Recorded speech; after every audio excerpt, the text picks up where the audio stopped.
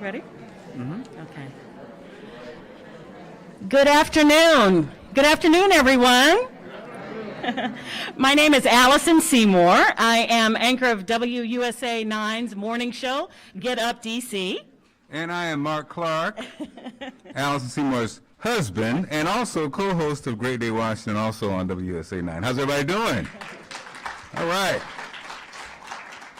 Can you hear us okay? Okay, awesome. So pleased to be hosting today's ceremony, which honors 4 amazing individuals who have made lasting contributions to Montgomery County. Each has shown a deep commitment to making Montgomery County a community that celebrates diversity and inclusivity, earning them the highest recognition for their contributions. The honorees are advocates, they're volunteers, community organizers, and nonprofit leaders. The Roscoe R. Nix Distinguished Community Leadership Award and the Inez Zeigler McAbee and William Harvey Ziegler Humanitarian Award will be presented to community members who have at least one thing in common. Their lives have been dedicated to the pursuit of a just, equitable, and inclusive society. So, babe, before we go any further, we do have some distinguished guests in the building, in the house, so we'd like to acknowledge. We have Montgomery County Council President Gabe Albernaz here. Also, Delegate Queen is in the building. The Queen is in the building. And also, Council Member Sidney Katz is in the building. All right. The Roscoe R. Nix Distinguished Community Leadership Awards are traditionally given at the county's annual Montgomery Serves Awards, presented by the Volunteer Center. But like many other events during COVID-19, the presentation of the 2021 Nix Awards was delayed until today. And this year, the county executive has established a new award, the Inez Zeigler McAbee and William Harvey Ziegler Humanitarian Award. It's now my pleasure to welcome County Executive Mark Elrich.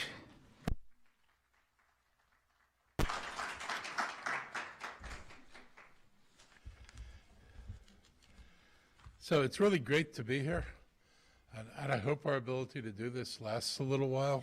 But it's really nice to see people together and be able to have conversations with people. Each of the people that we're going to honor today have made extraordinary contributions to our community, and you're going to hear more about that later. Today we also celebrate Human Rights Day with a joint proclamation. I want to invite Council President Gabe Albernaz to join me in reading the proclamation.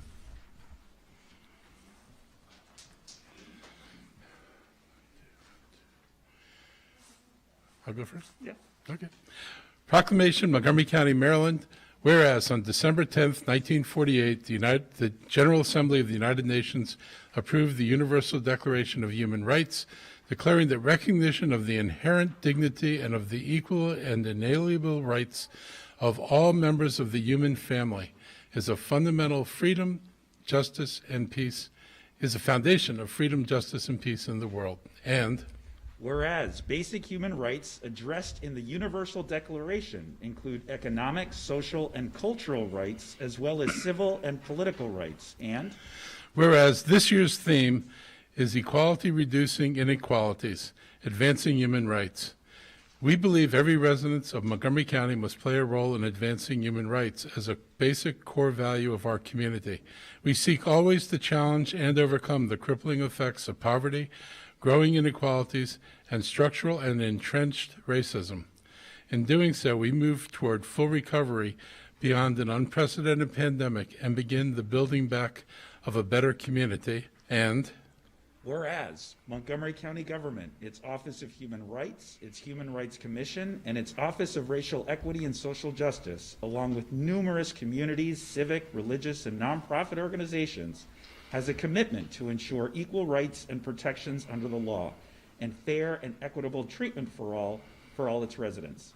Now therefore be it resolved that Mark Elrich as County Executive and Gabe Albornoz as Council President of Montgomery County, Maryland, hereby proclaim Friday, December 10th, 2021 as Human Rights Day in Montgomery County, and call upon our residents to participate in the important work being done to preserve and protect human rights in our county and aid in the full recovery and the rebuilding of our internationally diverse community. Signed this day, the 17th of December in the year 2021.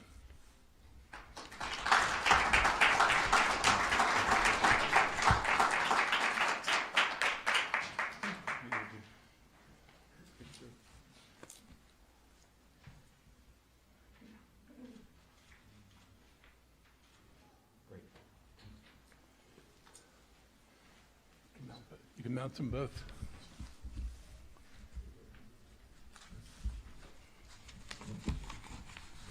What are these?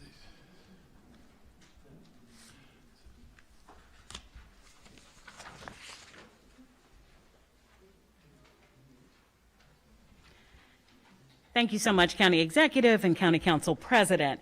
And now to present the award to Jim Stowe, Director of the Montgomery County Office of Human Rights, along with family members of Mr. Zeigler and Serenity Bush, Warren Fleming, and Kamante McCrae.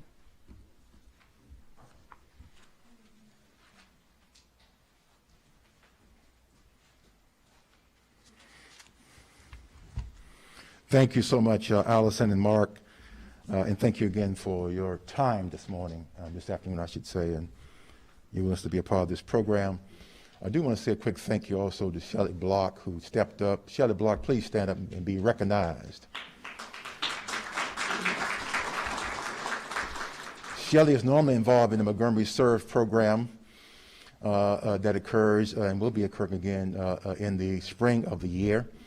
But was able then to sort of regroup a little bit, reschedule, as it were, to help us make this program happen. So we're very, very thankful to her and all of the team members with Montgomery County government, the County Executive's Office, the Office of Community Partnerships, that team of folks, thank you so much, and also our Public Information Office.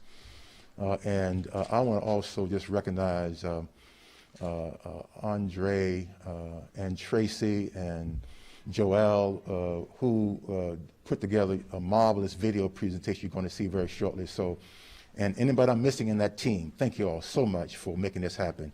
Let's give them a round of applause, please.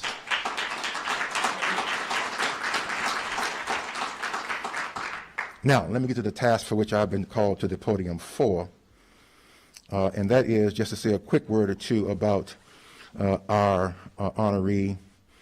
And there is in the program a very extensive bio about Mr. Harvey Ziegler, also about he and his sister, Miss Inez.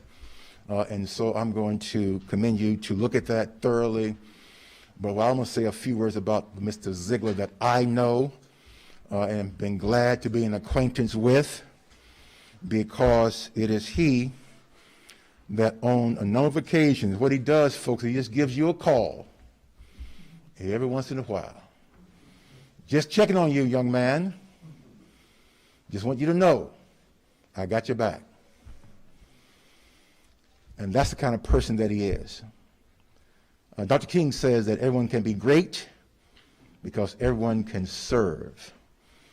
And Mr. Harvey Ziegler not only knows that particular quote from Dr. King, he lives that quote from Dr. King. And so, ladies and gentlemen, it is indeed my great privilege to be a part of this program. And I want to also just thank our county executive, who, when was aware of the situation, circumstance, and this whole thing came together. And Brother Tyler will take more, I'm sorry, Brother Fleming will talk more about that very shortly. Warren Fleming will talk more about that. But the point I want to make very quickly is this, is that he then saw it was that critically important that this year, that we in fact do this recognition in naming this award in the name of Ms. Inez Zeigler McAbee, and also in the name of Mr. William Harvey Ziegler, Humanitarian Award. So I'm very appreciative of his leadership. Mr. County Executive, thank you. Thank you, thank you.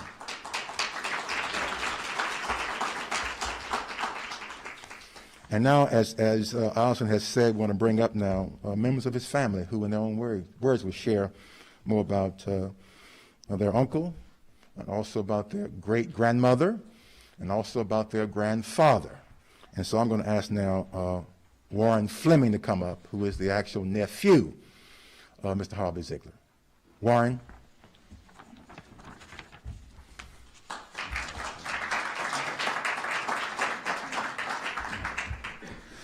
Good evening, everyone. I am so pleased to see everyone here today to come out and support the Inez McAbee and Harvey Ziegler Lifetime Humanitarian Award.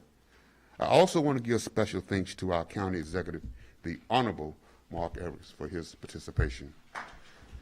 The Inez McAbee and Harvey Ziegler Lifetime Humanitarian Award reflects the struggles and battles of segregation during the civil rights era. It highlights the story of the local unsung heroes that helped shape Montgomery County to what it is today. Harvey and Inez was on the front line and of these struggles, and they fought this battle with limited access to American privileges. Many of our citizens in America today still do not have access to these privileges, and this is why we must continue to fight to eliminate injustice amongst all ethnic groups. After Reconstruction, the African American community suffered greatly, and it was the humanitarians that kept our spirit alive. It's a foregone conclusion that in today's society, other ethnic groups and organizations such as Asians, Latinos, Jewish, and our education system is currently being targeted. We must remember that we all must work together to remove the injustice that hindered us and promote the humanitarians that are still on the front line battling civil rights. Let us not forget that Thomas Edison invented the light bulb, but he couldn't keep it lit until his partner invented the filament to keep that light shining, and he was an African American. His name was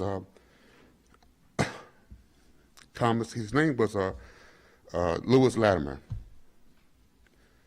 We cannot forget the gifted and extraordinary slave from Montgomery County named Josiah Henson, who showed the world that even as a so-called colored Negro, God provided the gifts of intelligence in all his human beings.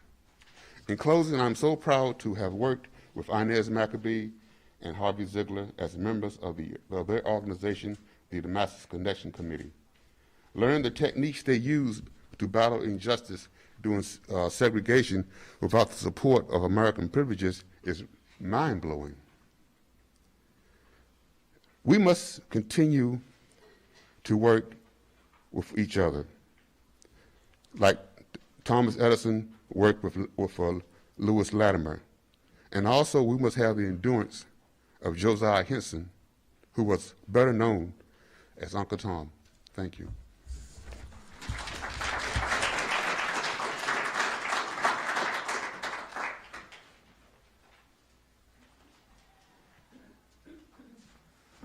Good afternoon.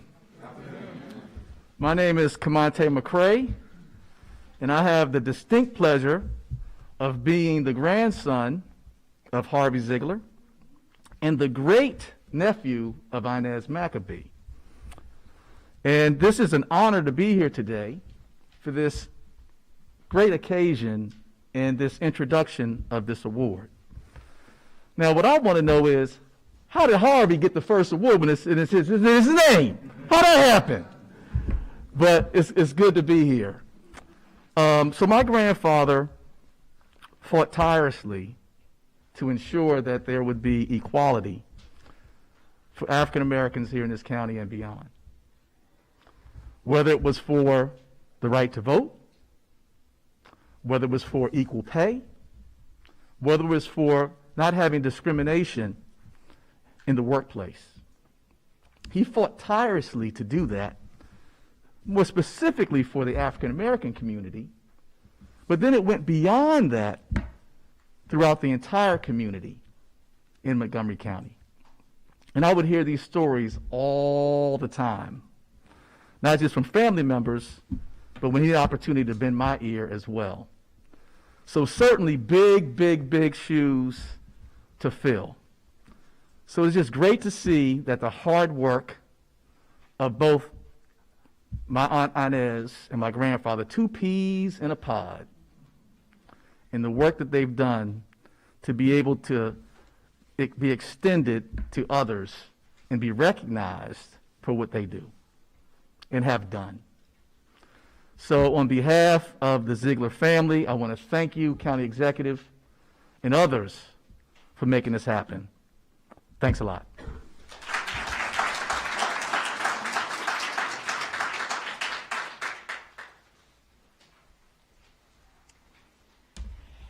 Good afternoon, everyone. My name is Serenity Bushmoor, and I am the great-granddaughter of Inez McAbee and niece of Uncle Box, which is how we call him. I'm here with my sister, Ashley Bush, to represent my great-grandmother. We do want to thank everyone for organizing this event in honor of our family. We are very, very appreciative. It is with tremendous honor and gratitude that I stand here on the shoulders of my great-grandmother, Inez Zeigler McAbee. My family and I humbly accept this honor on her behalf. The program that you have already includes many of my grandmother's accomplishments. For those of you that knew her, she was a tiny old thing. She stood no taller than like 4'3", and she may have been 100 pounds, absolutely soaking wet. But for anyone that knew her, she was larger than life. She has always been a fighter. She fought for what was right before it was popular. She was a leader of the social movement before there was social media. She was fighting for the lives of Black people before it became a popularized slogan. That skill to direct and lead for change that she used outside of her home to do this important civil rights work through the various organizations that she belonged to, she also used that within her home. When we were making cake and icing from scratch, she was still the boss. When we were cleaning up the house, she was still the boss. When we were working in her yard and in her garden, she was the boss. And when her husband, our great-grandfather, who we affectionately called Pop Pop, made a suggestion, guess what? She was still the boss. I remember as a little girl riding beside her and Uncle Box in the car to go to NAACP meetings and to church meetings. And she was so tiny that she had to sit on pillows just to see over the wheel. None of that could have been safe. We would go to these NAACP and church meetings, and as a kid, it was the absolute last place that I wanted to be. But due to her wisdom, she knew what I didn't know yet, which is that I would soak up the desire to create change, to better the world, and to mobilize people to create inclusive spaces for marginalized people. I and my family, my sister, my mother, my grandmother, who was also in that picture in the pink in the back, will continue to do this work in every single space that we're blessed to enter. So this big legacy that she created, that was packed into a very special yet tiny body, we will continue that on as a family. Thank you again for honoring a very, very deserving woman who we love deeply. My great-grandmother, thank you again.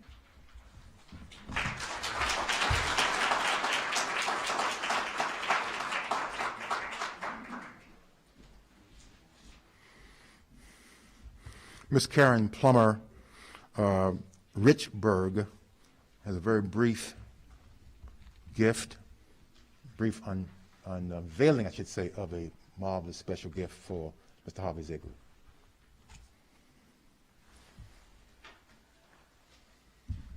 Hello. It wasn't a plan for me to really say anything. I just brought Mr. Harvey a gift, but I do want to talk to you a little about what Mr. Harvey has meant to me. At 12 years old, I was one of his students at the NAACP Youth Council and became the president of the NAACP Youth Council.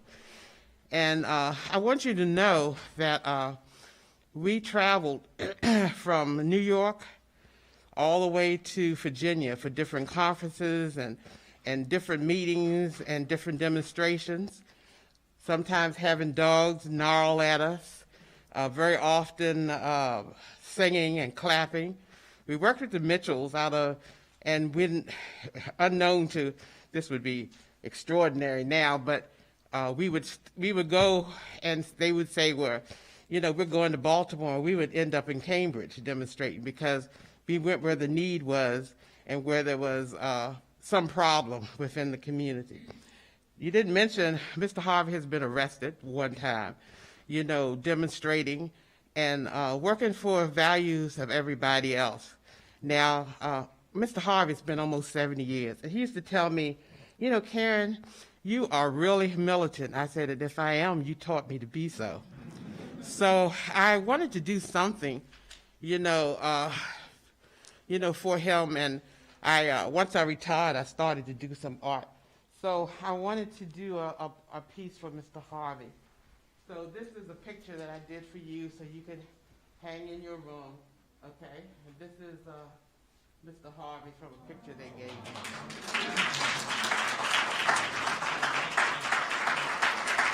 We all owe you so much. Thank you, Mr. Harvey.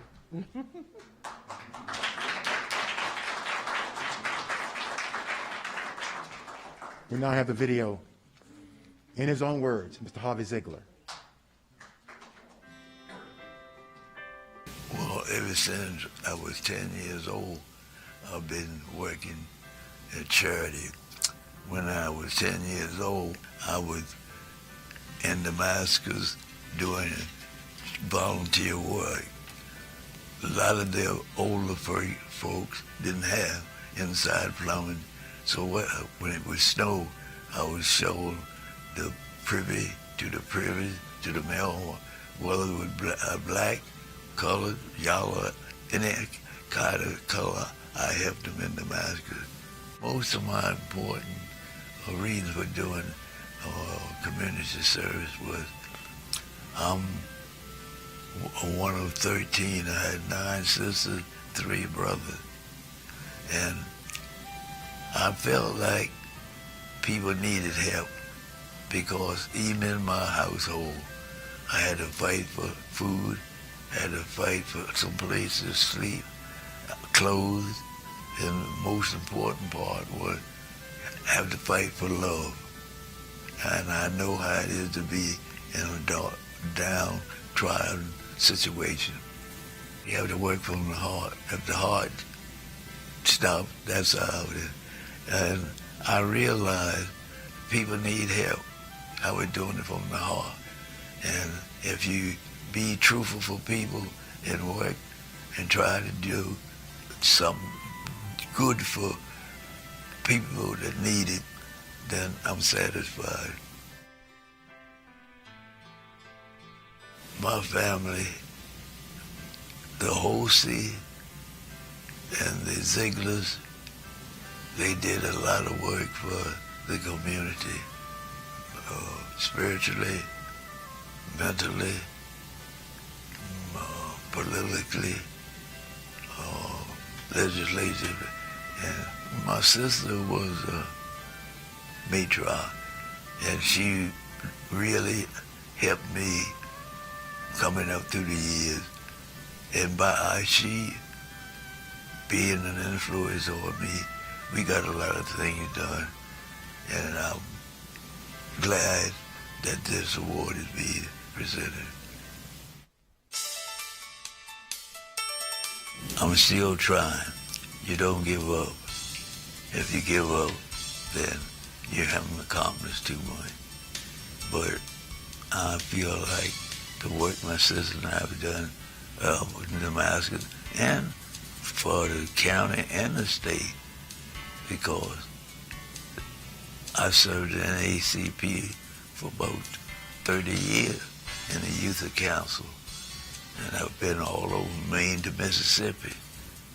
If you don't work together and try to unite together, it's downhill. I've tried it. I was 101 years, and I feel like that's the only way to do it is to unite and breast to breast and talk from the heart. Try mean an effort. If you don't, try and try again. You don't know. If you fail once, don't give up. Keep trying. Harvey Ziegler has made a lifetime commitment to fighting for social and racial justice in Montgomery County. Time and time again, he's demonstrated a willingness to challenge barriers. He has a clear understanding that the fight for equality and justice has many different fronts, and Harvey was willing to engage on all of them. Harvey's been a role model for other people who encountered the same obstacles in the system that he encountered.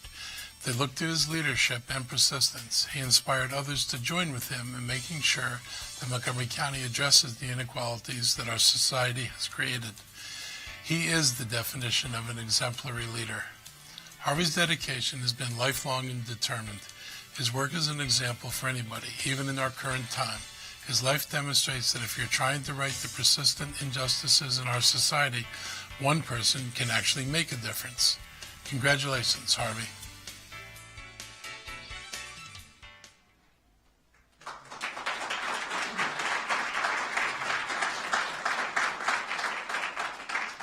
You know, it's not often that we get a chance to actually see and hear and touch a real-life superhero. And today we get a chance to do that. Let's have a nice round of applause once again for the accomplishments. And also, as Mr. Zeigler comes up to accept his award. Come on up, Mr. Zeigler. Please step forward to accept your award. Or if someone would like to help. Or we could bring the award to him.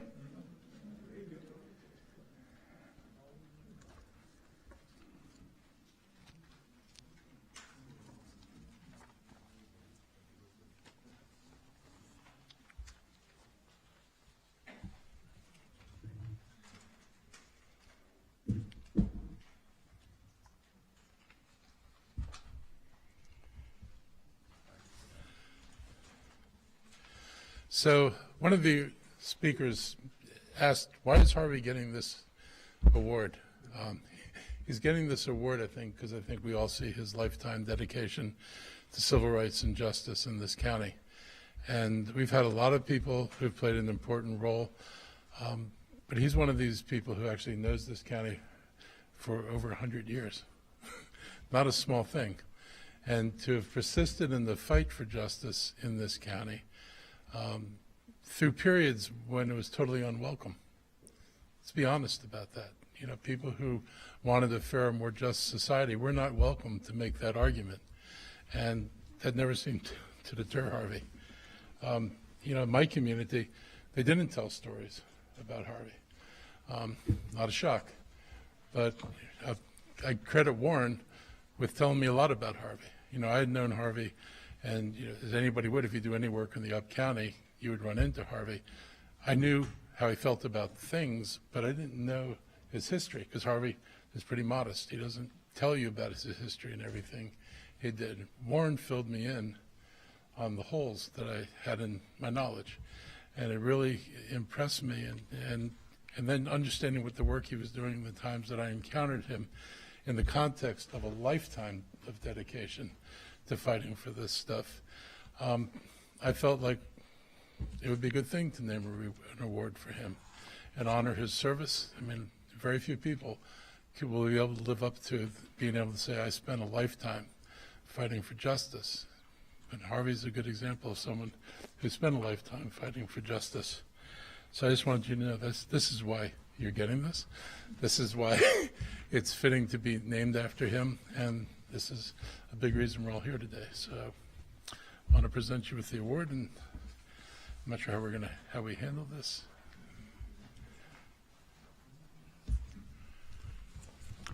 I'm going to be very brief, because when you get 101, you go downhill. I want to thank everybody who supported me today. I want to thank the executive. I want to thank all the support that I have gotten from my relatives. And I'll be remiss if I didn't say anything about my friend locked at my shoulders and at my hip, Warren Fleming. He'll help me a lot. But I also want to thank everybody that have supported me today. Thank you.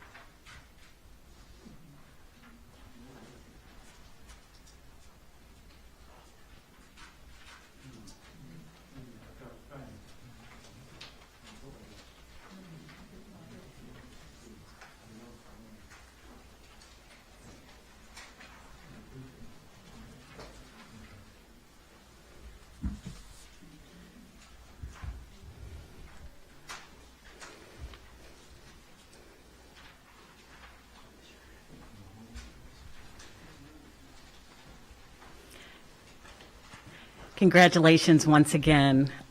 Personally, I'd like to say thank you. We are Montgomery County residents, and I don't take any of the freedoms that we enjoy today for granted. And Mrs. Zeigler, you're a huge part of making that happen for families, all families in Montgomery County. So thank you and congratulations.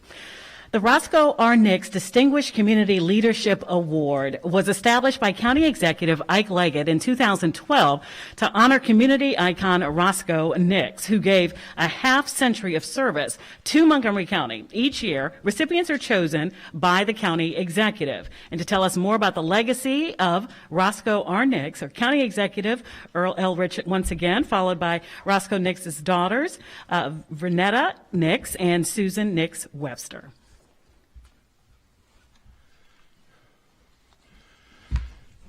So the Nix Award is the county's equivalent of the Presidential Medal of Freedom. It's the local version of the nation's highest civil rights award, civilian award.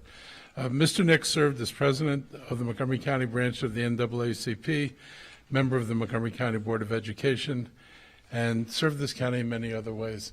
And I knew Roscoe for years. And anybody who was engaged, I was a school teacher, so I had gotten engaged in school issues. Anybody who was engaged with school issues, anybody who was engaged with community issues, encountered Roscoe. And Roscoe was a force to be reckoned with. And frankly, I appreciated his militancy. He was somebody who was not content with the promise of a program. He wanted to know what that program was going to be, and then he wanted to know that the program was going to deliver. And if it didn't deliver, he would be one of the first people in the room telling you, you said one thing and you're doing another thing. And I always appreciated that about him. I think coming out of my own background, this involvement in civil rights and protests, the idea that somebody would protest something we were doing was totally normal to me. And I think it's a healthy thing for people to be able to say, this isn't what we expect and we need more. So the plaque shows the names of all present and past honorees, and it's displayed in the Executive Office building. And today's awardees have been added. And it's really an honor to have the daughters of Roscoe Nix join us and provide us with a brief history of their extraordinary father. So welcome the daughters to come up, or a video.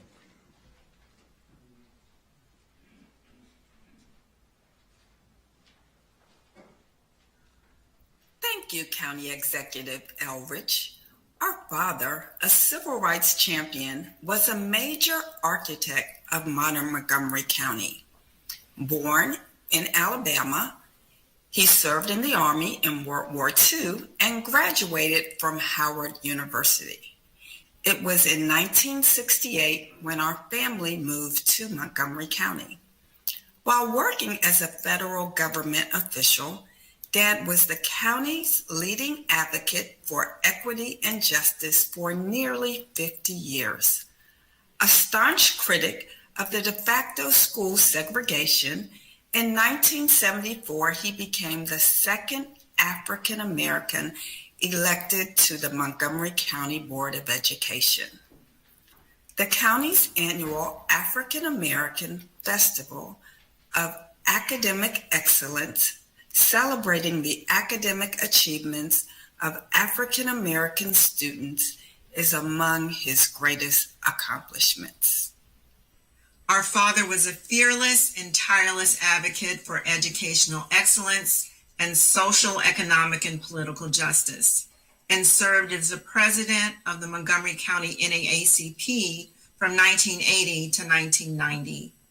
A member of Alpha Phi Alpha Fraternity Incorporated and a charter member of the Church of the Redeemer, Dad was inducted into the Montgomery County Human Rights Hall of Fame in 2001.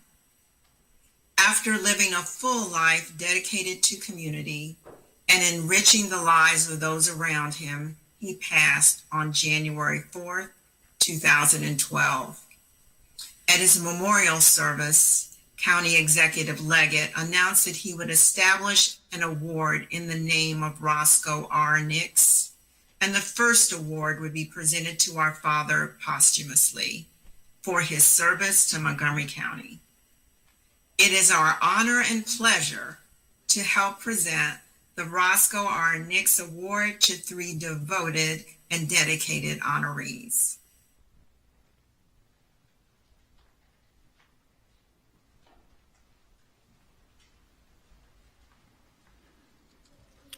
And introducing our first honoree are Sergeant Rebecca Innocenti and Officer Carlos Cortez from the Montgomery County Police Department.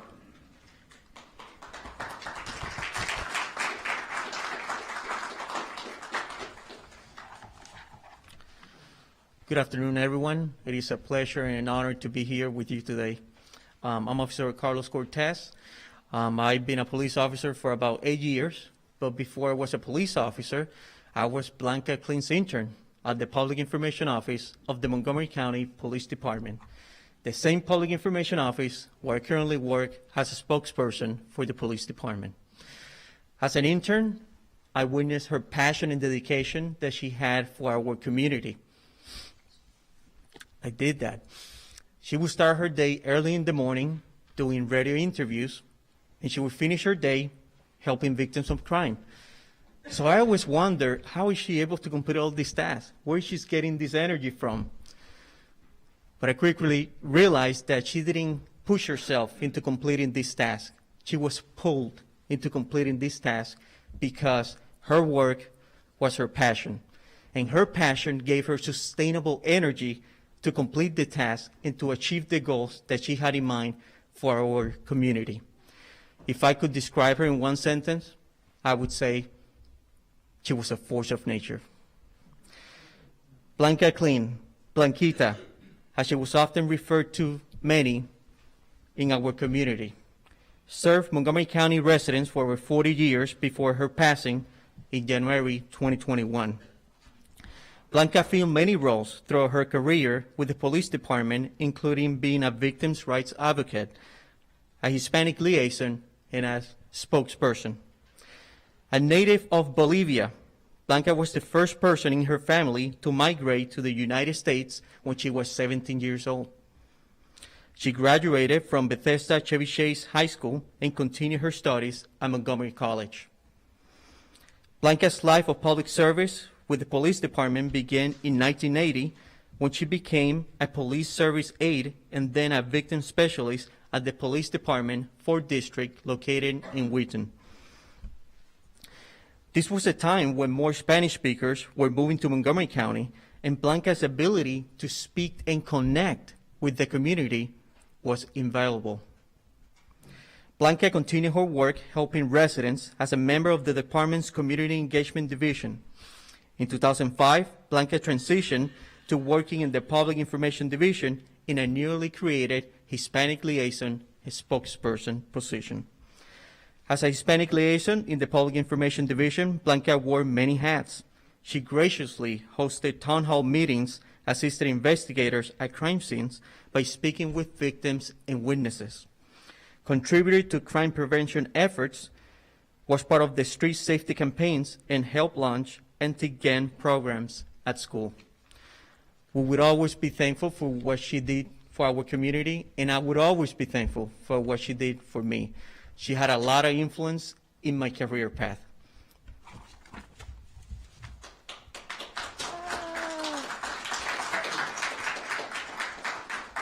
Hello, everyone. My name is Rebecca Innocenti, and I had the honor of working with Blanca Kling for approximately 11 years in the Public Information Division. She was not only my coworker, but she was a dear friend to me. Blanca strengthened communication, understanding, and trust between the police department and Hispanic community members. She spoke about police matters on Spanish language television and radio shows. If you went anywhere with Blanca, you soon realized how well known she was in the Hispanic community, as people would stop to talk to her after recognizing her from hearing her on the radio or seeing her on television. It was clear, when Blanca spoke, people listened. I would like to tell you just one story that illustrates the power of Blanca's voice. During a call for service, officers responded to an apartment complex where there was a gas leak. Fire and rescue personnel requested police assistance in evacuating residents to safety. During the evacuation process, one resident, who was believed to be experiencing a mental health crisis, refused to exit his apartment. The residents, most of them Spanish-speaking only, were scared and confused and were worried about what was occurring. Blanca, who had responded to the apartment complex to assist with translation, retrieved a megaphone that was being used by a police captain to try and communicate with a distressed resident. Blanca, who was petite, used that megaphone to talk to the group of residents and bystanders that were gathering in the apartment complex. Blanca very calmly informed the community members about what was happening and allayed their fears. A sense of calm overtook the crowd. That was Blanca, small but mighty. Blanca embraced every single position she held with selfless compassion. When Blanca was faced with a difficult or challenging problem, she always found a way to move mountains for those less fortunate or in despair. Her deep faith always guided her along the way. Blanca blessed all of our cubicles before we moved to the new headquarters on Edison Park Drive. Blanca would always tell me, Rebequita, as she would call me, I have one boss, and he's up there. And how did I argue with that? Even when Blanca was not officially at work, she was still working. She always was helping someone, whether it was driving someone to a doctor's appointment or organizing a holiday toy drive for those less fortunate. Throughout her career, Blanca received numerous awards of recognition for her tireless work. Blanca was a dedicated employee, but it is important to celebrate that she was a devoted wife, mother, grandmother, mentor, and friend. The number of people Blanca helped during her lifetime and the impact she had on this county and the world is immeasurable. There is no one more deserving of this award than Blanca Kling. Thank you.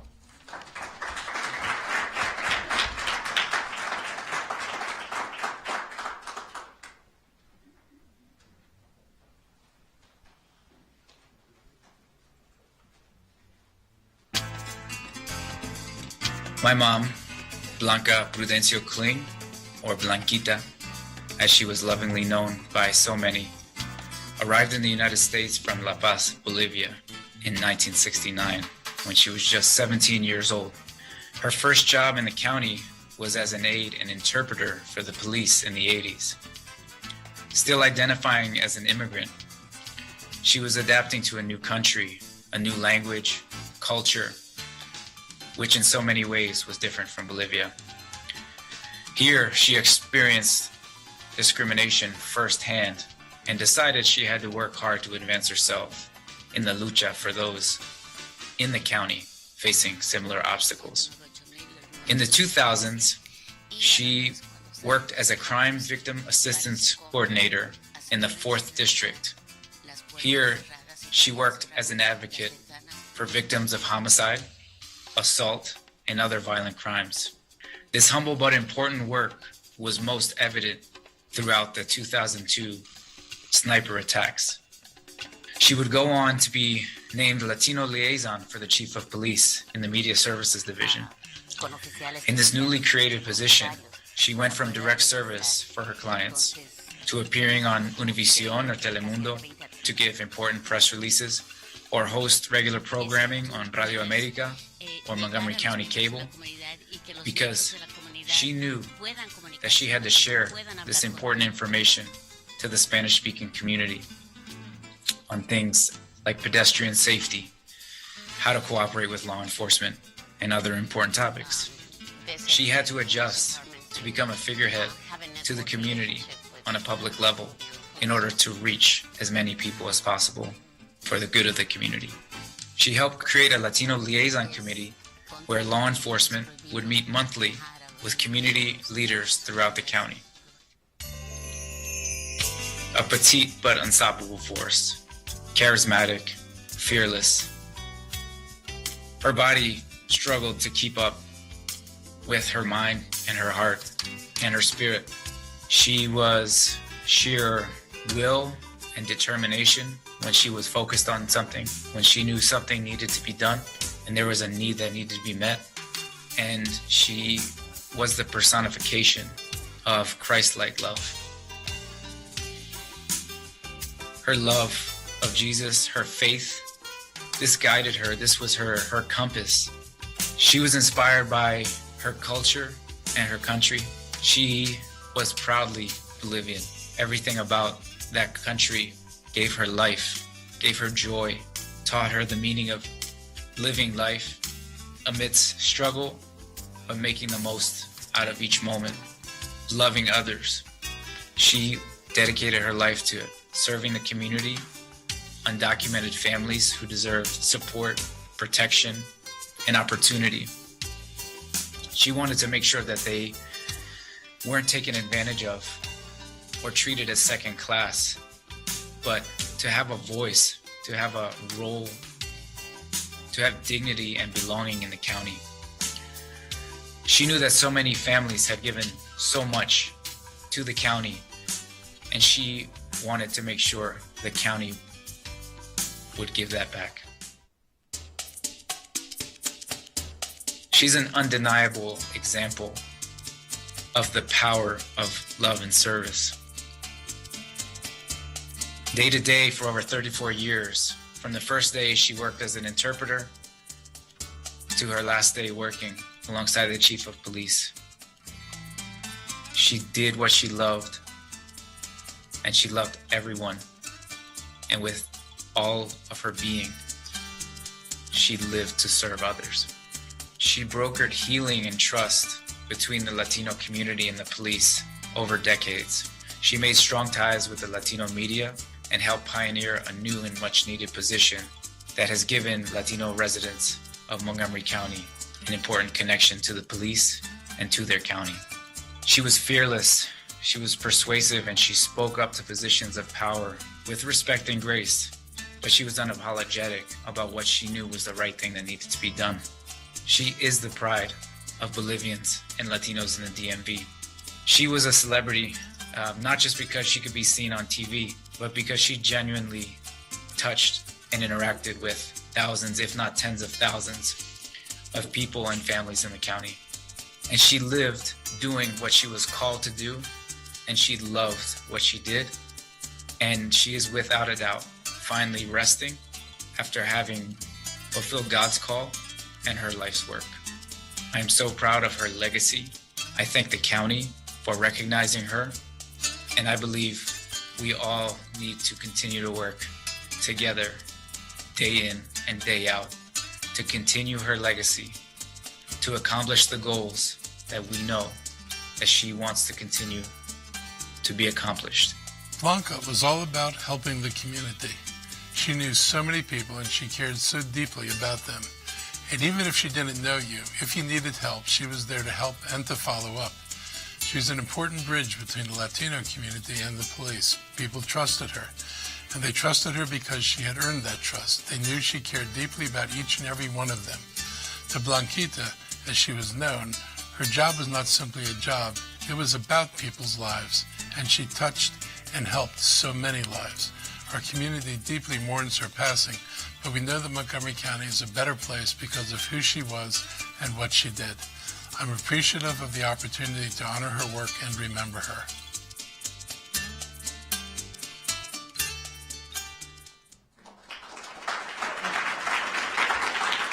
What an amazing legacy. What an amazing legacy. Wow. Accepting the award in memory of their late mother is Jason and Lizzie Kling.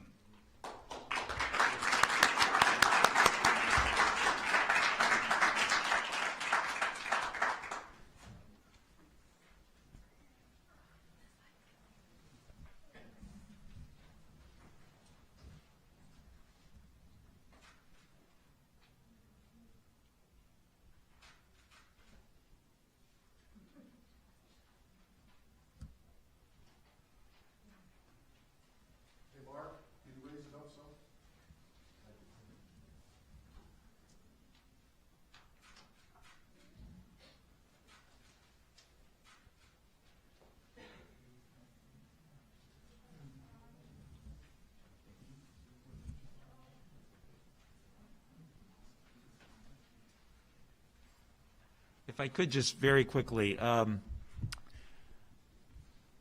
Grace Rivera Oven is in the audience. So are just thousands of people in the community who are disciples of Blanca King, and I'm one of them, a proud person who received her personal mentorship. The bridges that she built throughout her entire career have never been more important than right now. And the relationship between law enforcement and our community and vice versa has never been more important than right now. What she taught all of us is there is a sweet spot. There is an opportunity for us to build trust and transparency while also recognizing the sacrifice and honor of our first responders.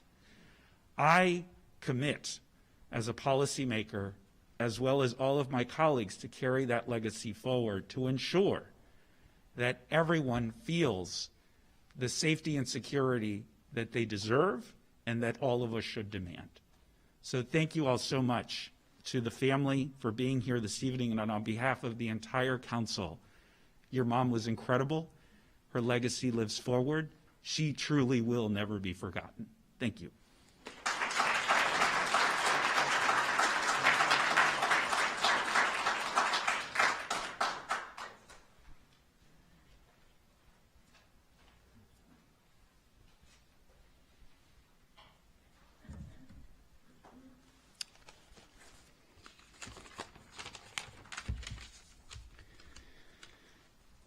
Good afternoon, everyone. I want to start by thanking and congratulating all the other award winners here today.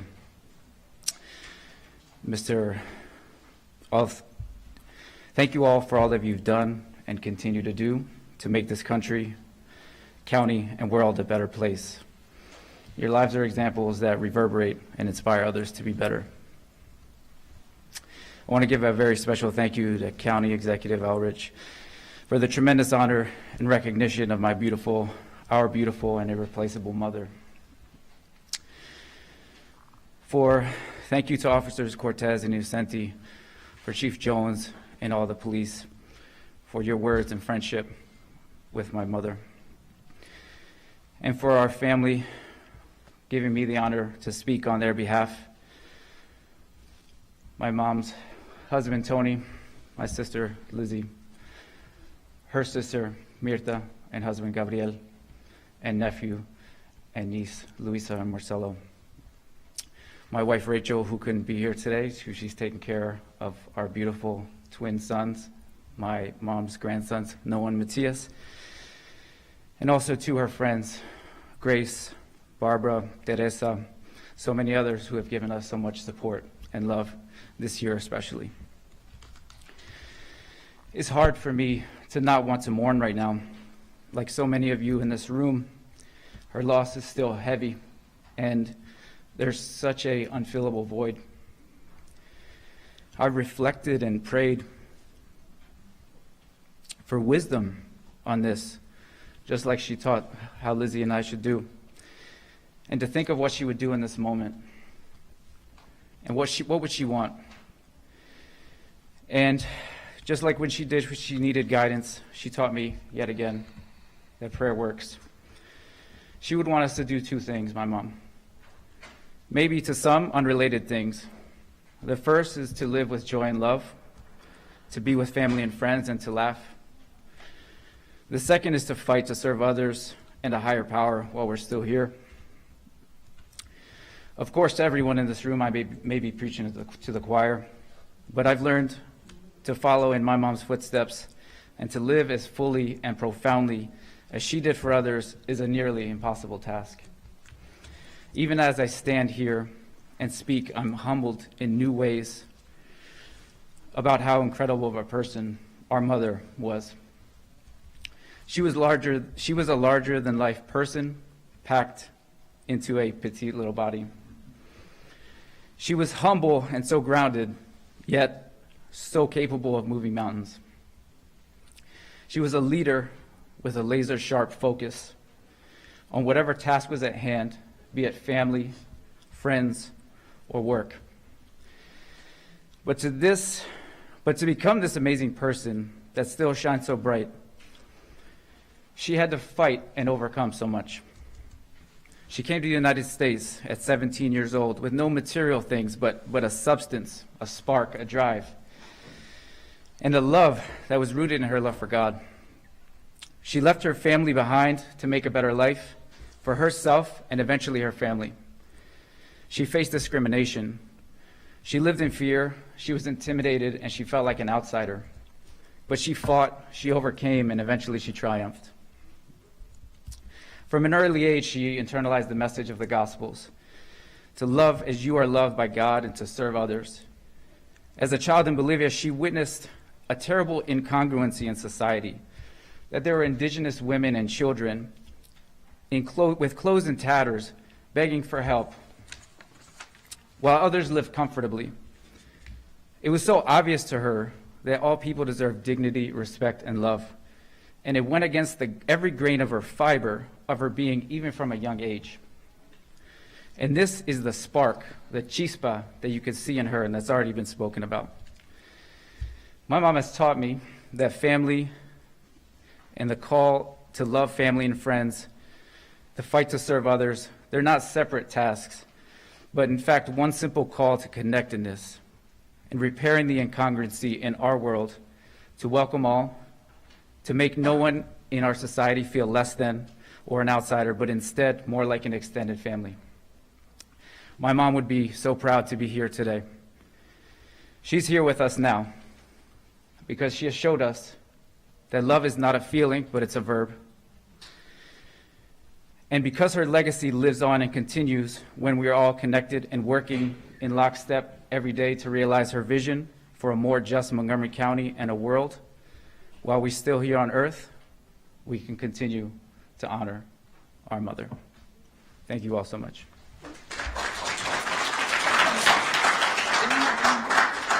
Love you.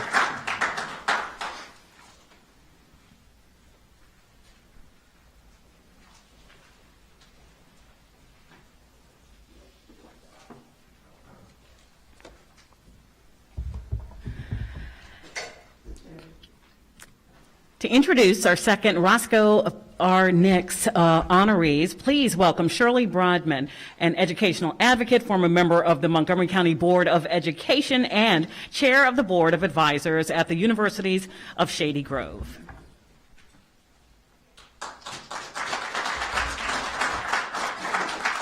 Good afternoon. Like so many of you, my heart is just overflowing with the inspiration that we've already heard. Congratulations and thank you. Deep gratitude to everyone who's already been recognized. It is my honor to stand today in recognition of my friend, a true, if often understated, equity warrior, Byron Johns. Byron is the education chair of the Montgomery County, Maryland branch of the NAACP and has dedicated himself tirelessly since 2011 to nurturing and leading the NAACP's Parents Council. For Byron, this journey was personal. Shortly after moving his family to MCPS when his own young son faced suspension, Byron aggressively vindicated his son's rights and quickly realized that here vigilance was critical to empowerment. He has shared his experience and led by example, inspiring thousands more parents to get involved in their children's education. Byron has grown the organization into an influential force of informed representatives who raise their voices collectively and effectively against institutional inequity. And for this work, he was recognized with the Distinguished Service to Public Education Award by our Board of Education. Byron's unique brand of leadership is reflected in the Parents Council's motto, embracing change through partnership. He has a keen sense of the power of collaboration to achieve lasting change. At the state level, Byron worked to establish the Maryland Coalition to Reform School Discipline. This partnership with the ACLU, Advocates for Children and Youth, and many others resulted in the successful passage of legislation that has significantly reduced the diversity and discipline for students of color. At the local level, Byron has been the driving force in expanding the Parents Council partnerships with the school district's leaders, the county's MCCPTA, the League of Women Voters, and as well with Identity, Inc. And here, to quote Casablanca, was the beginning of a beautiful friendship. In 2019, Byron and Diego Iruguru, who we'll hear about in a moment, taking full advantage of their credibility within their respective communities, facilitated a partnership between the Parents Council and Identity to co-found the Black and Brown Coalition for Educational Equity and Excellence. Today, the coalition harnesses the power of two historically underserved communities who now comprise 55% of the student body in our public schools, and together can forcefully challenge deeply embedded systemic inequities. The necessity of this partnership was fully evident during the early months of COVID-19 when schools shuttered. Hearing from Black and Brown students about their isolation and unreliable internet access, and from parents unable to supervise virtual learning given competing demands of work and health, Byron quickly and doggedly led an effort to stand up equity hubs. Partnering with the Children's Opportunity Fund, MCPS, public-private providers, and philanthropy, Byron worked relentlessly to ensure that students confronting the challenges of poverty would still take advantage of online school. In short, Byron Johns is a fitting choice to honor the legacy of Roscoe Nix. Byron's decade-long unwavering commitment to calling out inequity and taking decisive collaborative action in the interest of Black and Brown children would have made Roscoe Nix as proud as it makes all of us. I want to add a personal note of thanks to both Byron and Diego, whom I have the pleasure of working with. I will share that I'm also a very proud member of the Board of Identity, and this moment and this partnership and this collaborative are worthy of the respect and honor of our county in coming together, a theme that we've heard articulated so effectively today. Congratulations.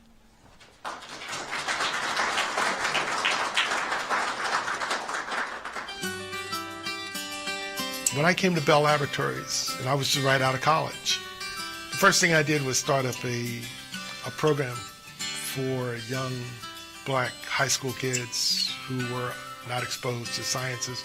And this is 40 years ago, not exposed to, science and technology. So I created internships for 20, 30 kids every year from my alma mater, from Morehouse, Spelman, Clark University.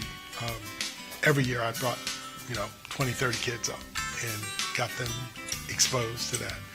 Realizing the impact and the doors that opened for me was just natural. And again, growing up in a house where you reach back in the community, don't go through the door and not open it and keep it open for others. And then coming into Montgomery County, there's a rich culture of philanthropy, of volunteerism here, very progressive in general speaking. And education was a key for me, quite literally. When I think about, for everyone I know, the education is what allowed me to enjoy what I think is a rich lifestyle and experience that some things I wouldn't have even imagined. I had been advocating for a better part of a decade under the NAACP for access, opportunities, dealing with discrimination and other concerns that traditional for the NAACP. I often ran into and came across Diego Uriburu, who heads Identity, and we were advocating.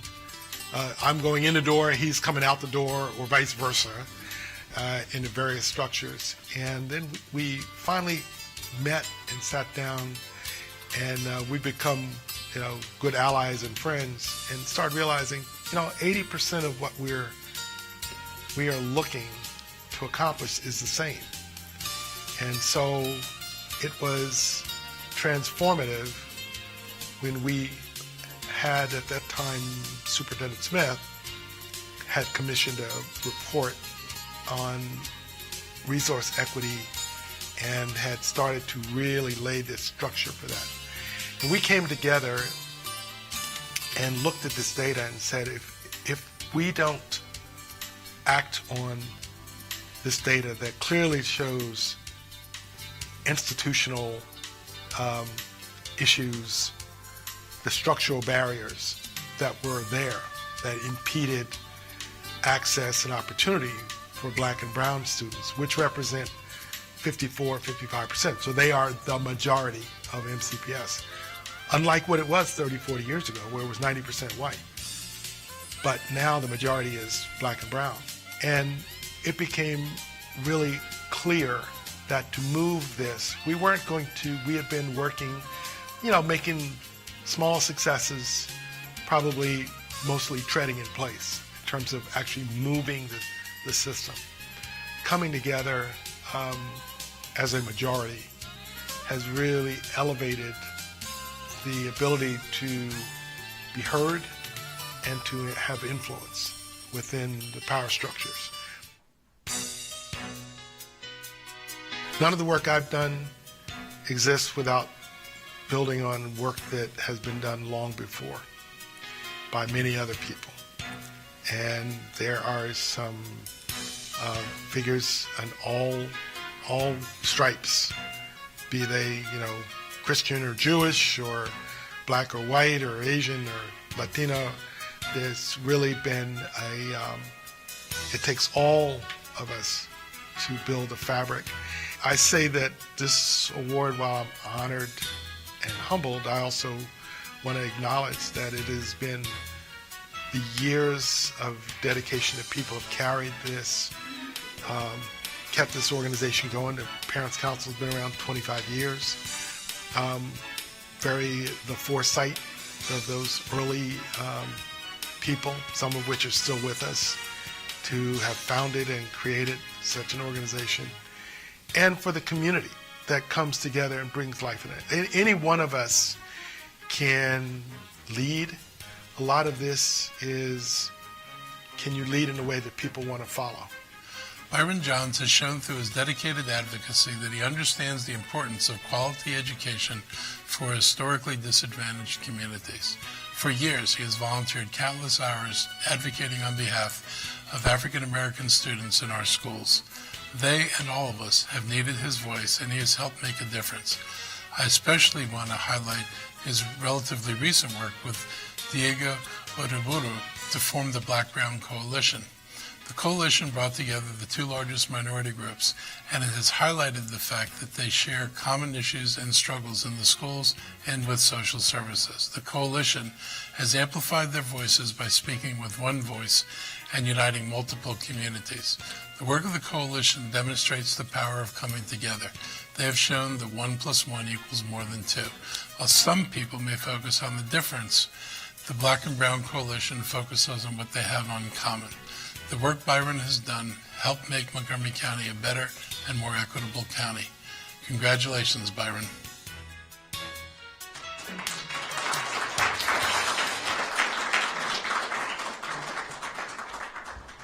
Congratulations, Mr. Johns. Would you please come and receive your award?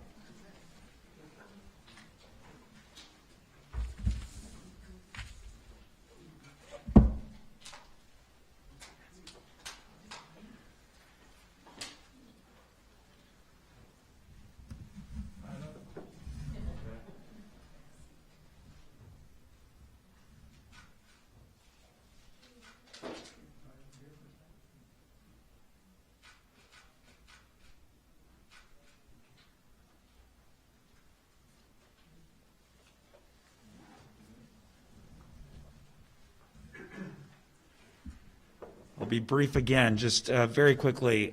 Somebody should look this up, but I think Byron and Diego may have actually been separated at birth. The way that the synergy and their collaboration is absolutely extraordinary. And Dr. King has been quoted a couple times today. One of my favorite quotes in his speeches was the eloquence with which he described the urgency of now. Our children and youth and families are facing unprecedented challenges, hard to even possibly imagine what they're going through right now. And so the coordinated efforts and the bridges that are being built by these two remarkable gentlemen is truly important. So on behalf of the council, thank you, Byron, for your steadfast leadership. We appreciate and respect that leadership very much, and we stand with you. Thank you. I just want to add quickly that as a council member, I experienced the parade of people coming in for money, and it literally is one person coming in the door, going out, another person coming in. Having two groups with such common interests presenting separately was not a good way to move forward. When things are so common and budgets tend to be looked at as this versus that, and it's a limited sum game, as treating these as separate entities rather than saying same problems, same issues, the need for common action, that's one of the most important things I think you brought and Diego's brought to the county. So thank you.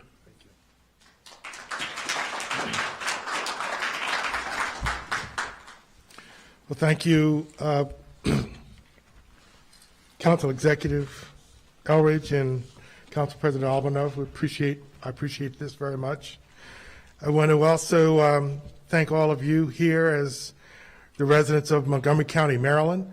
And I want to stress that because I don't want it to be confused with Montgomery County, Pennsylvania, or Ohio, which I have also lived in, and Alabama. And there are 15 other Montgomery counties out there in there. But I want to thank you again for your tireless efforts on the council and as executive to make this county a better place for all of us. I received this honor with a really great humility. The Harvey Zieglers and the folks. I was wondering whether the program had been organized by age and the way they had kind of lured there, but I see that isn't necessarily the case. Diego keeps telling me I'm his older relative.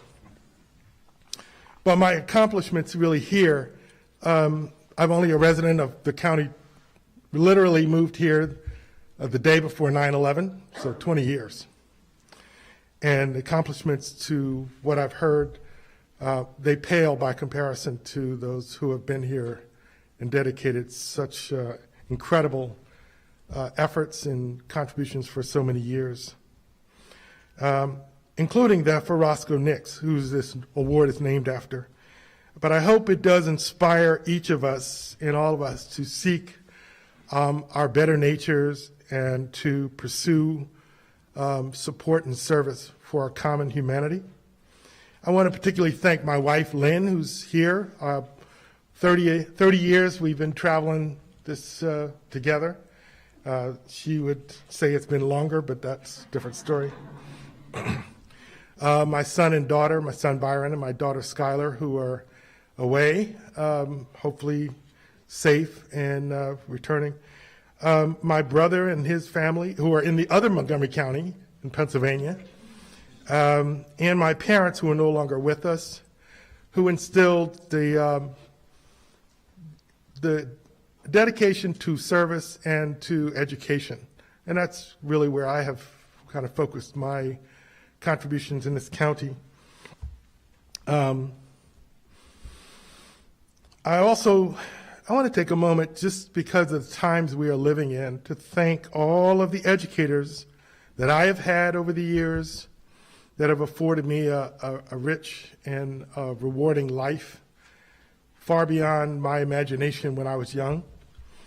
And to all those today who serve this noble profession, and our children, our young people today, and truly aspire to the highest goals and mission of this noble profession.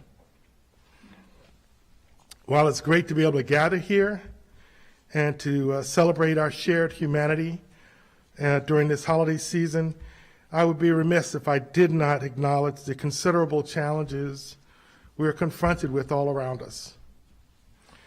In the midst of new threats, an increasing risk of catastrophe in every direction, and it seems the very fabric of our communities being torn, it's really moments like these to come together, to mend the fabric, to celebrate our shared humanity on this earth, and to recognize not only the few that are here, but honor all those who toil to relieve suffering and to create a more just society for all of us. Let us pledge to be good stewards of the many blessings we have had passed on to us, and that we leave this place a little better for the next. Thank you.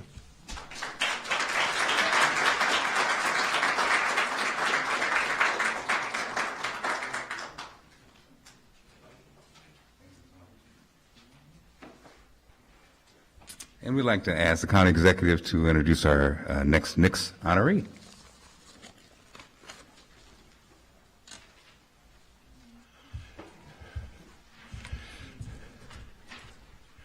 So it's my great privilege to introduce Diego Iruguru for this next award. And I've known Diego for decades. He founded the Identity in 1998. He's been the executive director since 2011. And I can tell you from being on the legislative of this that he's been a tireless advocate for change and a tireless advocate for accountability. And does not simply walk through the door and say, I've had my minute, do what you will. He wants to make sure that what we will do are the things that we actually need to do. And it's really been an honor to work with him and to see the growth of Identity and the role, the larger role, much larger role that it now plays in the community. And I especially, again, want to note the creation of Black-Brown Coalition, because he and I talked about how we go forward in this county. And how do we talk about the common problems so people don't see it as my group versus another group, but the fact that this is a combination, this is a problem for all of our children. And our children don't know the groups. At least we try not to have them know the groups and get locked into that too early. And what they see is, the experience they have in school. And we needed to make sure we treated them as they needed to be treated, regardless of where they came from. They all deserve to have the opportunities in Montgomery County Public Schools that all children should have, because those opportunities are the key to the future. And I just have to say that, the work that you've done and this new iteration, I think, is going to make Montgomery County a better place. I really look forward to working with you, and it's been a real privilege to have known you and to have worked with you in the past. So thank you very much. And, you really are deserving of this. We have, I think, many great honorees here today, and I think their work collectively and individually has been extraordinary. And I couldn't be prouder of this. So thank you.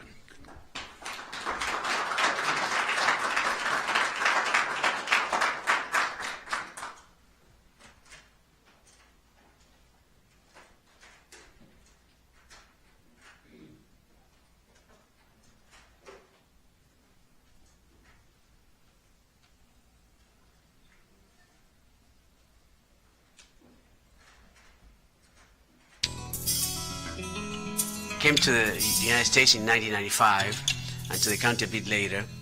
And when I started working with the Latino community in this area, the first thing that we did was to conduct a needs assessment, because no one knew what was happening with this community. So we were able to document what the young people were undergoing, what the parents were undergoing. What that needs assessment told us, that there were almost no services for these communities, and because we saw a county that was willing to partner, to work together, it was enough for us to move here, and we settled in Montgomery County. And that led to almost 25 years of service, and I find it to be a privilege to serve this community. They have tremendous skills, intelligence, work ethic, but sometimes people need a little lift in order to get there. And I know that I got that lift when I came to this country. If others had not believed in me, I wouldn't be where I am, and I wouldn't have been able to serve the people that I love. Our communities were not advancing, in education, in health, etc. So I met Byron almost 4 or 5 years ago. We became friends, and we talked about starting an alliance for Black and Brown to work together. And it was not easy, because our communities did not trust each other at that point. We began testifying jointly. Now we will go either together or one after the other and support each other's testimonies, particularly in the area of education. And then one day we said, okay, let's make it formal, and we created the Black and Brown Coalition. And a few months later, we were able to bring close to 1,200 people, Black and Brown, grassroots, who believed in us, who believed in the mission, together, because they understood that together we made up 54% of MCPS's student population. But we had no power, and others were dictating what was happening to us. They did not understand us, they did not respond to our needs, so we decided that building this coalition would bring power to the two communities. The methodology of the Black and Brown Coalition is that we use data and we inform the community about that data in a way that people can digest it and understand it, and that it pairs with their experiences. And people felt very empowered and upset because of what they were seeing. We're seeking a shift in power, in the power dynamics. Our populations have not had power, but we are, as I said, the majority when we work together. So during the past few years, the achievement gap, inequities, they all pre-existed COVID. The coalition was founded before COVID. But what COVID did is exacerbate those inequities, and people saw them. At the same time, the county became very conscious about inequities and racial injustices, and the county began to move in that direction too. So I think that we formed ourselves at the right time, in the right place, and the future is a joint Black and Brown communities working together, demanding what we deserve, which is equity. This is not a zero-sum game where in order for us to succeed, others have to fail. That is not the case, but we will continue to push and hopefully become bigger. Maybe other jurisdictions will learn about the transformative change that can happen as a result of these communities coming together.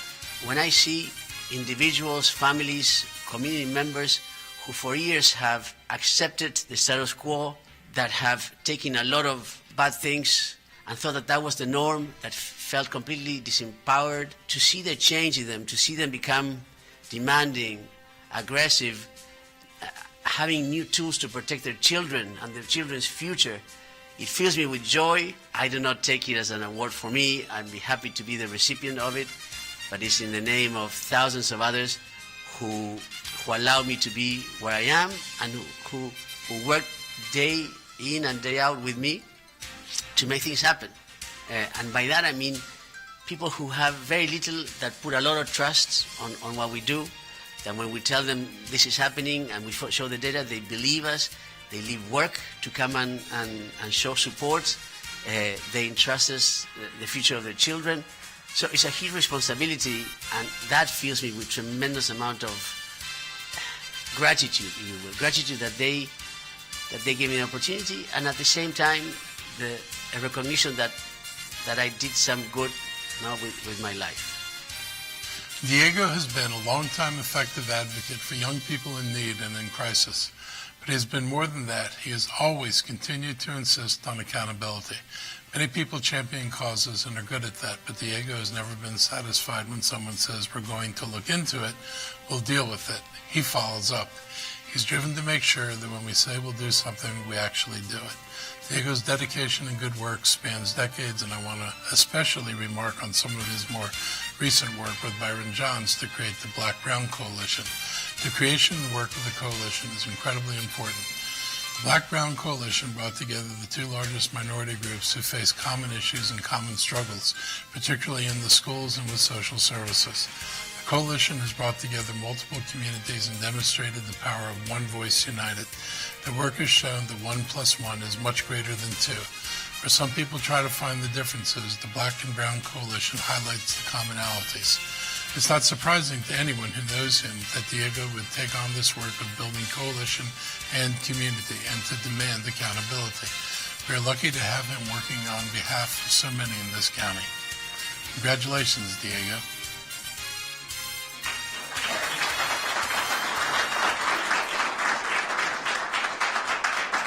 And congratulations, Diego. Please join us to receive your award.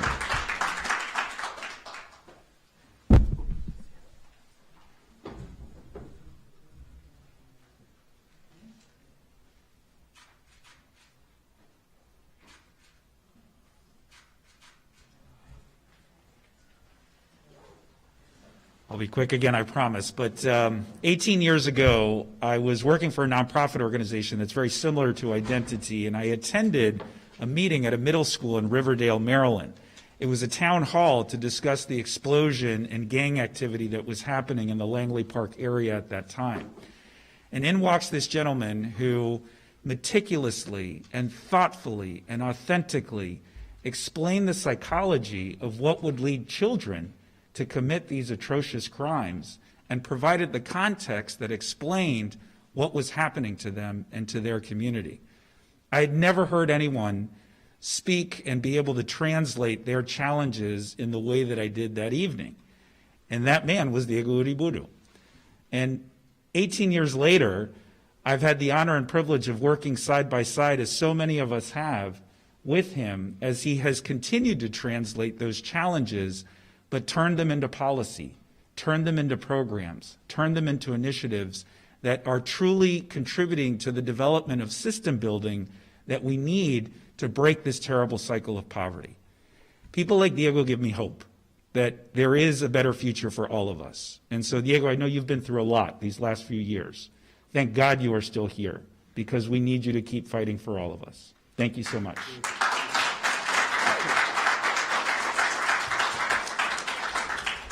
Thank you, everyone who still remains here. So, awards make me a little bit uneasy, but before I give my speech, I want to thank my daughter Sophia, my son Benjamin that's there, and Delphi left because she had a meeting. But I accept this award on behalf of my colleagues at Identity, staff on board, but most importantly, on behalf of the thousands of Latino young people and families that I have the privilege to serve through Identity. It's an honor also to be honored at the same time as Blanquita and Byron, two amazing individuals. The community that we serve inspire me. The stories make me sad. Sometimes I get angry, but I also get emboldened by them. And I thought of a story this morning. I was thinking, and this story kept coming to mind, about this mother that was referred to us by the court to do community service hours at Identity because she only spoke Spanish. Her crime? To steal a piece of meat from the supermarket. Why? Because she had 3 children and she was starving. They were starving. Imagine committing that crime. No? Not going for the cookie, going for a piece of meat to cook to your children. Imagine the situation that you have to be in. She has never had any crime before, committed any crimes, and she was in such stage of desperation that she went to the supermarket to steal. When I think about how people struggle for equity in terms of access to education, access to health, access to some basic needs that some of us take for granted, it really provides or gives me a desperate sensation that we have to do more.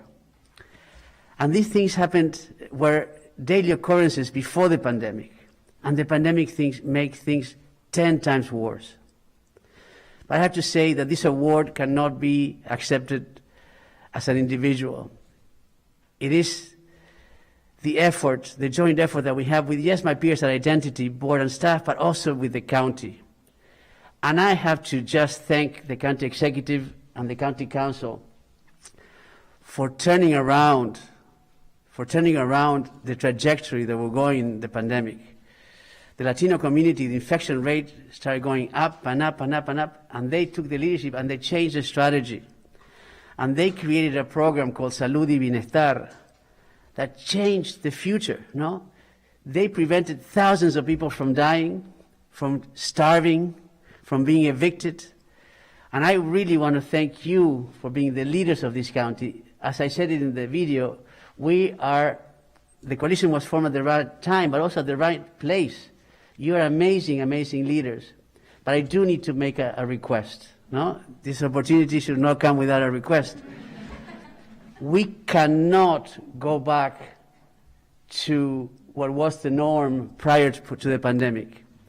This county has tremendous amount of services, but many in our communities are not aware of those services, and they died because of that. They died because of that. We must have a new baseline where both in county services and in MCPS, the community drives the solution. We are not dumb, no, so don't treat us as such. We can contribute a lot. And that's what County Executive Elrich and Gabe and his team and the council members did. They turned a problem that the county was not able to fix, and they asked the community for help, and together, county and community really create an inflection point where now the Latino community has one of the highest vaccination rates in the country, the Latino community in Montgomery County, because of your work. So please make a commitment to not going back to that norm. We cannot. You establish a new baseline. We cannot go beyond that. So thank you so much.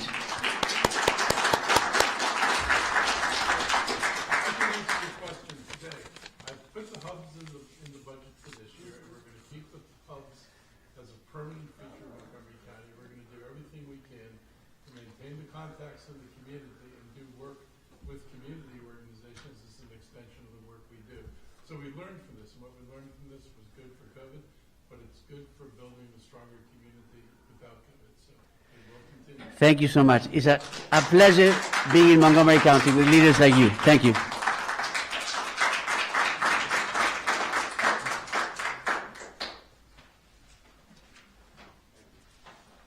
Sir, may we take a picture, please?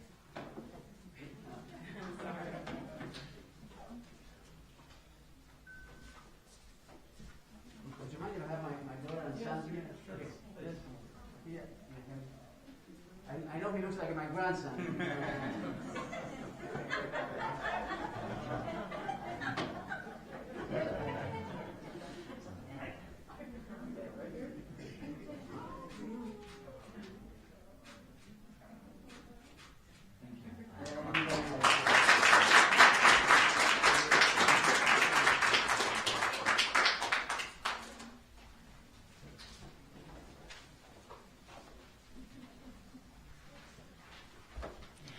Congratulations once again, and congratulations to all the honorees. And as we conclude this morning's inspiring ceremony, we want to thank and congratulate once again all this year's honorees. Yes. And give it up for Montgomery County. Awesome. What is going on? We've lived here for over 20 years, and so we're so proud to be a part of this and all of the change and the leadership and all that's going on. So, all right. So, by your deeds and example, you've helped Montgomery County build a strong, diverse, and welcoming community in uniquely challenging times. Keep up the good work. We need it. To all our honorees, please come forward for some group photos. And again, thank you for your service. Thank you.